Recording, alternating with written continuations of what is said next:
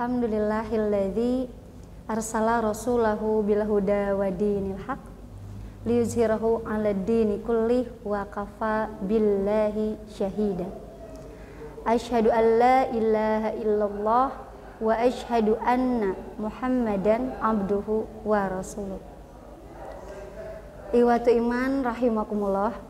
Alhamdulillah pada hari ini kita masih diberi kesempatan oleh Allah Subhanahu wa taala untuk bersua kembali walau masih bisa lewat media. Alhamdulillah juga kita panjatkan puji serta syukur kepada Allah Subhanahu wa taala yang pada hari ini pula kita masih diberi kesempatan merasakan indahnya bulan Ramadan, merasakan bahagianya berada di bulan Ramadan, dan merasakan betapa hebatnya pahala-pahala di bulan Ramadan. Nah, ikhwatu iman rahimakumullah. Alhamdulillah pada saat ini pribadi diberi kesempatan dan juga diamanahi untuk sedikit mengulas dan membahas tentang pembatal-pembatal dari sedekah. Nah, sedekah ya Masya Allah sekali, berkaitan dengan bulan Ramadan ini tentunya banyak sekali pahala dan amalan-amalan yang dapat kita lakukan. Yang salah satunya adalah bersedekah. Ternyata Masya Allah, Allah Subhanahu wa taala telah menyiapkan pahala untuk orang yang rajin bersedekah. Tapi apa sih sedekah itu gitu ya? Nah, sebelum yang kita bahas di sini, pribadi sedikit menegaskan kembali gitu bahwa di sini pribadi hanya sedikit mengulas karena pribadi yakin iwatu iman di rumah telah lebih mengetahui dari apa itu sedekah gitu ya, apa itu sedekah, bagaimana prosedurnya sedekah, lalu pahala-pahala sedekah itu sendiri, anjuran untuk bersedekah itu apa. Pribadi yakin iwatu iman di rumah semuanya telah lebih mengetahui.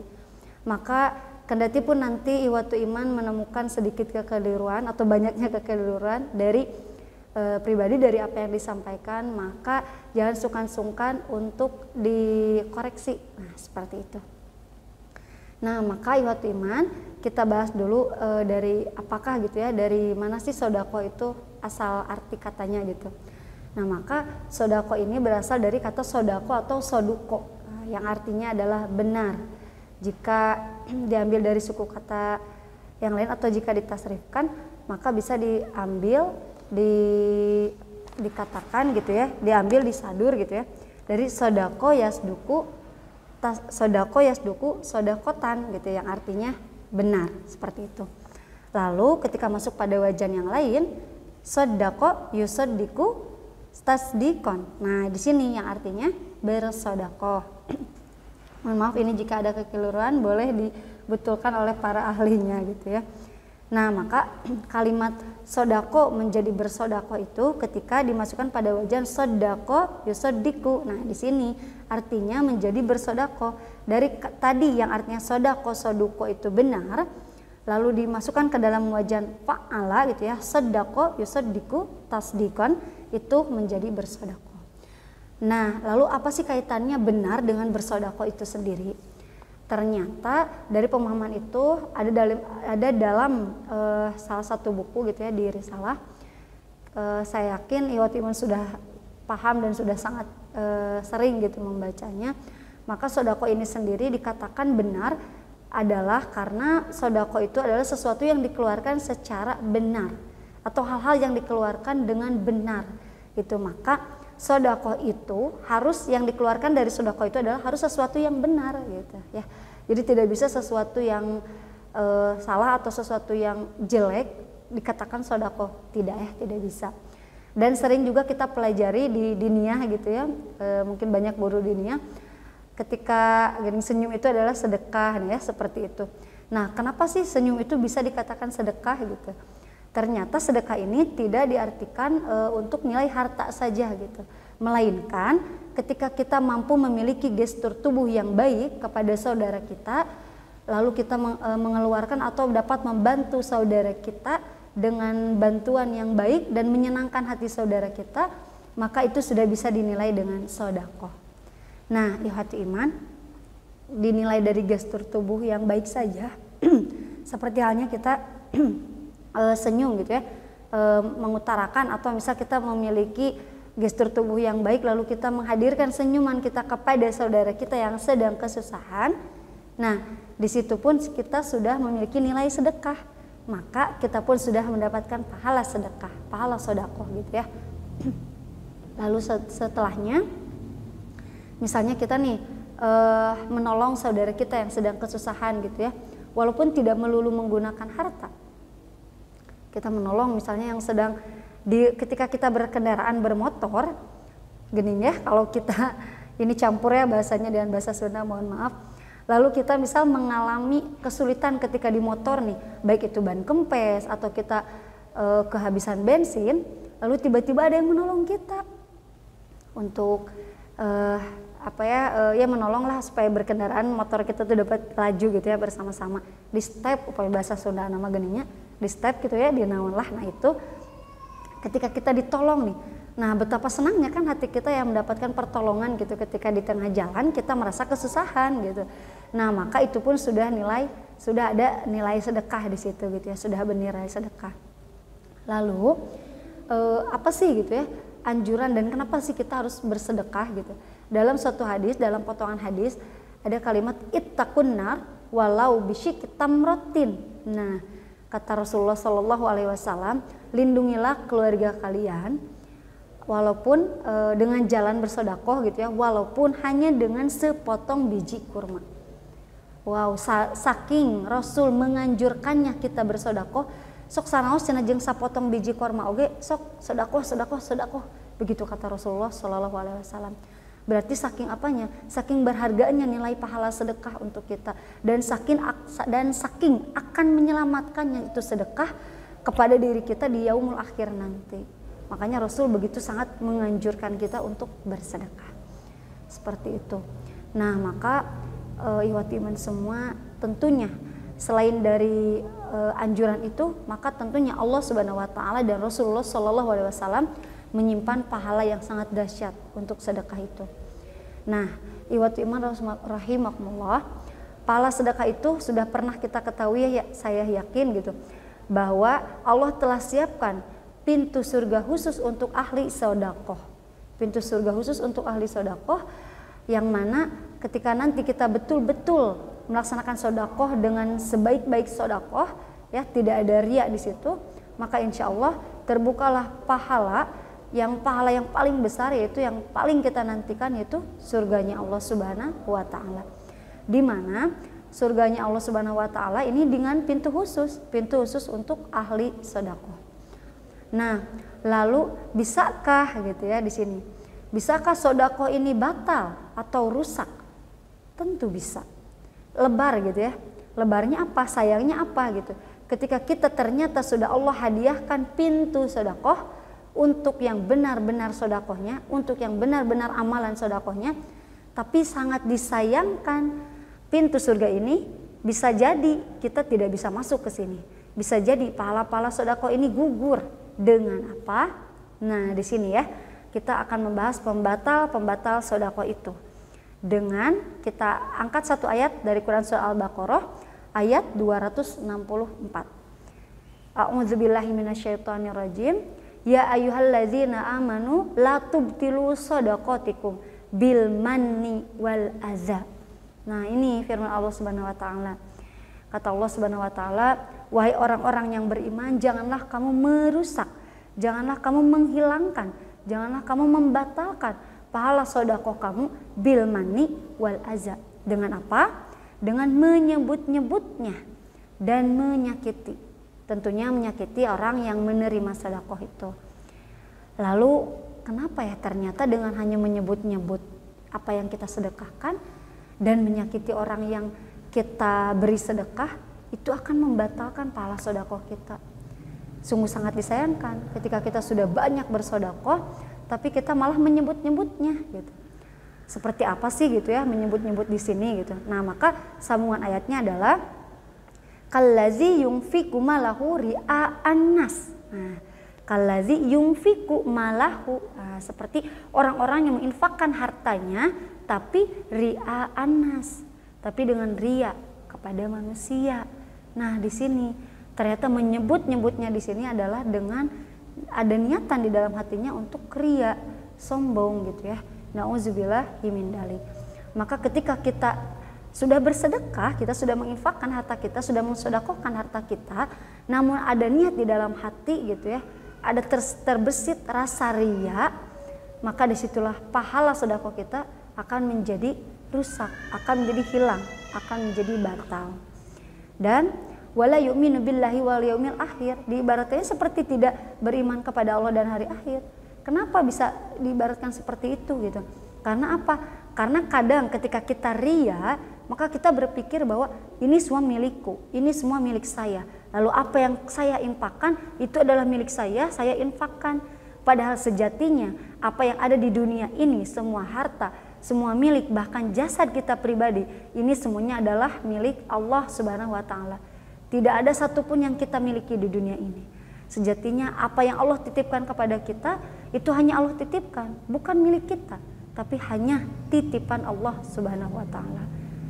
Nah, maka ikhwatul iman, Allah sangat hebat sekali di sini membuat perumpamaan. Lalu seperti apa dan bagaimana? Kenapa sodako yang telah kita sodakokan begitu banyak bisa gugur begitu saja hanya dengan menyebut-nyebut, hanya dengan riya, dan hanya dengan menyakiti orang yang kita beri sedekah? Karena apa? Karena ya ternyata ketika kita selalu gitu menyebut-nyebut, atau kita sudah ada menyebut-nyebut apa yang kita sedekahkan, maka itu akan berdampingan dengan menyakiti hati orang yang menerima sedekah dari kita. Nauzubillah ya. Ketika kita misalnya seperti ini, ketika kita sudah menginfakkan nih, mohon bahasa Sunda nama gitu ya, kalau bahasa Sundanya, si dia bisa sukses, si itu bisa sukses tuh di dunia perdagangan eta gara-gara abdi. Dia bisa sukses dalam dunia perdagangannya, dalam dunia perekonomiannya itu gara-gara saya. Itu saya yang meminjamkan dia modal. Itu saya yang memberikan dia modal. Padahal cuma dipinjami modal, cuma meminjamkan modal, tapi sudah bisa sebangga itu ketika melihat kesuksesan orang lain. Nauzubillah min dzalik. Padahal wasilah kesuksesan itu yang utamanya tetap dari Allah Subhanahu wa taala. Kita hanya menjadi wasilah gitu ya. Dan sukses dan tidaknya tetap kuncinya ada pada Allah Subhanahu wa taala. Makanya ketika kita bisa menjadi wasilah kesuksesan orang lain, justru harus banyak dan harus kembali gitu kita kepada ketawakalan kepada Allah Subhanahu wa taala. Kembalilah pada ketawaduan kita gitu kepada Allah. Maka harus ingat, oh ya Allah, alhamdulillah. Terima kasih Engkau telah menjadikan kami sebagai wasilah dan Engkau tunjukkan betapa hebatnya Engkau gitu mensukseskan orang ini. Cukup kita kembali lagi kepada Allah. Apapun yang terjadi ketika kita sudah bisa mensedekahkan harta kita, seperti itu. Karena kalau kita menyebut-nyebutnya, itu gara-gara saya bisa sukses, orang itu gara-gara saya bisa sukses, maka disitulah sudah ada rasa riya di dalam diri. Ketika hadir rasa riya di dalam diri, maka terpupuskanlah nilai-nilai sedekah itu. Pahala sedekah itu akan hapus, terpupuskan, gugur. Seperti apa Allah umpamakan dalam ayat ini, masih di dalam ayat ini, lanjutannya adalah pamasaluhu kamasali sofwanin turabun fa asobahu wabilun fatarokahu solda. Nauzubillah di sini ya. Pamasaluhu kamasali sofwanin alaihi turab. Nah, ada batu yang licin, sofwanin batu yang licin. Setelah itu alaihi turabun, di situ ada tanah. Batu yang licin itu penuh dengan tanah. Nah, batu ini ibaratkan tanah ini ibaratkan sedekah kita gitu ya. Sedekah kita yang sudah banyak, fa asabahu ditimpa wabilun fatarokahu solda, ditimpa air hujan yang deras, fatarokahu solda, maka hilang semuanya. Ya Allah Subhanahu wa taala, ya Allah, maka Allah Subhanahu wa taala di sini mengumpamakan gitu, seperti batu yang licin, seperti kita yang sudah menghadirkan sedekah yang banyak, tanah yang banyak, tapi tiba-tiba hadir hujan yang lebat. Ketika hadir hujan yang lebat, maka musnahlah. Kan gitu ya, ketika ada tanah di batu nanti batu yang licin lagi. Lalu hadir hujan yang lebat, ya sudah, dengan otomatis akan hilang gitu semua tanah itu ya, akan gugur berarti nilai pahala sedekah kita. Nauzubillah min dzalik. Padahal pahala sedekah itu, pahala yang paling besar itu adalah dihadirkannya pintu surga oleh Allah Subhanahu wa taala khusus untuk ahli sedekah. Tapi ternyata kita bisa gugur, kita bisa batal masuk ke pintu itu ketika itu tadi ya bil mani wal azza. ketika kita menyebut-nyebutnya dan menyakiti hati orang yang telah kita beri sedekah, otomatis upami orangnya terus nyebat-nyebat wae, upami orang kalau kita gitu ya sudah terus-terusan gitu ya berbicara, itu gara-gara saya bisa sukses, kamu gara-gara saya bisa sukses, lalu di 200 kalau sanes gitu dibilang-bilang kepada orang lain, hei lihat si dia sukses karena aku. Otomatis nanti ketika terdengar ucapan kita oleh orang yang menerima sedekah kita, pasti dia akan sakit hatinya. Nah ketika sudah sakit hatinya, mau bagaimana lagi? Berarti kita sudah tercatat, sudah terhapus, catatan kita sudah dihapuskan oleh malaikat.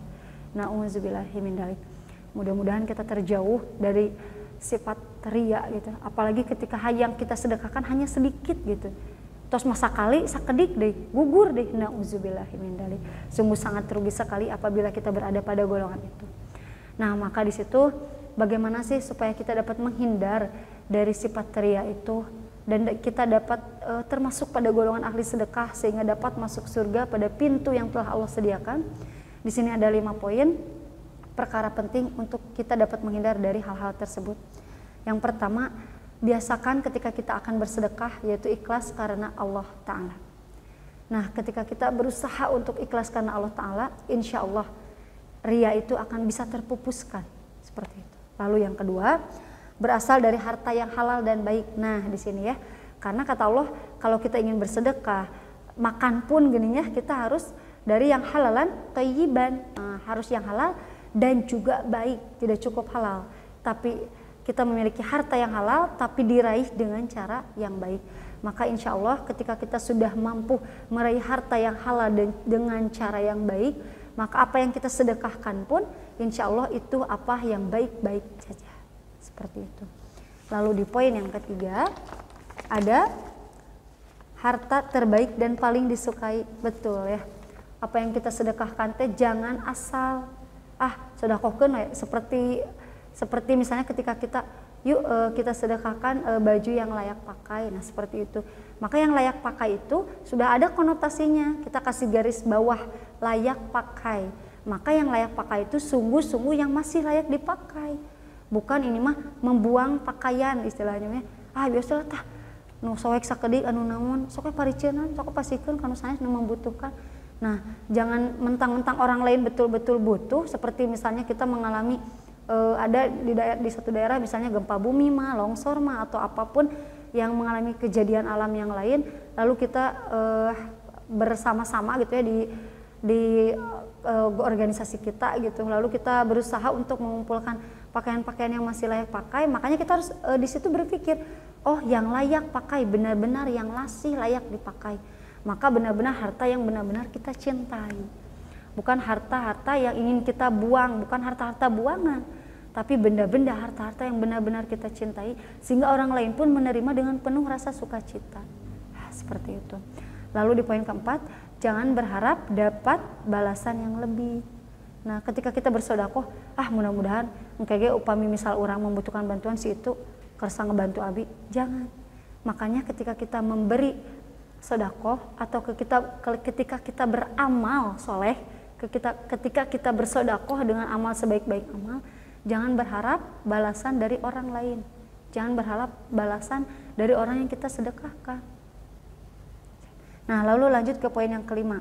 Rahasiakan sedekah dan tidak terang-terangan kecuali untuk maslahat. Ya, maka ketika tangan kanan memberi, usahakan tangan kiri tidak mengetahui. Nah, seperti itu. Ikhwatu iman rahimakumullah, itu mungkin pembatal-pembatal sedekah yang diamanahkan kepada pribadi. Mudah-mudahan ini mah hanya dapat mengulas saja gitu. Lalu itu tadi 5 poin pentingnya. Mudah-mudahan kita dapat terhindar dari apa yang dapat membatalkan atau merusak amalan sedekah kita. Sekian dari pribadi, aku qouli hadza wa astaghfirullah li wa lakum. Wassalamualaikum warahmatullahi wabarakatuh. Rabbana atina fid dunya hasanah wa fil akhirati hasanah wa qina azabannar.